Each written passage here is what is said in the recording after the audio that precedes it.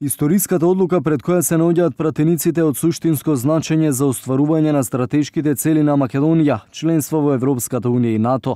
Портпаролот на владата Миле Бошњаковски се надева дека народните избраници ќе го препознаат моментот и ќе дадат поддршка на уставните измени кои се клучни за спроведување на договорот со Грција. Тој очекува дека мнозинството ќе успее да убеди дел од опозицијата да гласа за уставните измени со цел да се постигне потребното двотретинско мнозинство. Сметаме дека оваа историска одлука пред која што се наоѓаат во моментов пратениците во македонскиот парламент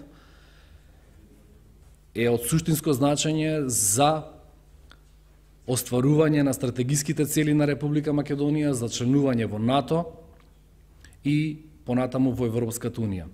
Сметаме, очекуваме дека пратениците, дека мнозинството пратеници во парламентот ќе ја почитуваат волјата на мнозинството граѓани кои излегоа на 30 септември и гласаа за овие заложби. Бошњаковски на пресконференцијата истакна дека на 18 месецов почнуваат пристапните преговори за членство во НАТО.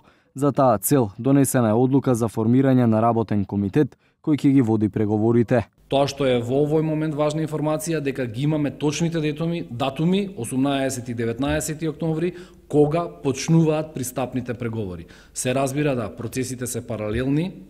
За полноправно членство потребна е и целосна имплементација на договорот од Преспа, прво во Собранието на Република Македонија, односно уставните промени, а потоа и негово целосно ратификација во парламентот во Атина.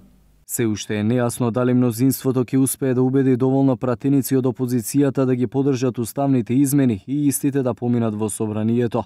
Доколку тоа не се случи, единствената алтернатива која ја понуди власта е предвремени парламентарни избори пред Нова година, на која се убедени дека ќе освоат доволно број пратеници да има двотретинско мнозинство во законодавниот дом.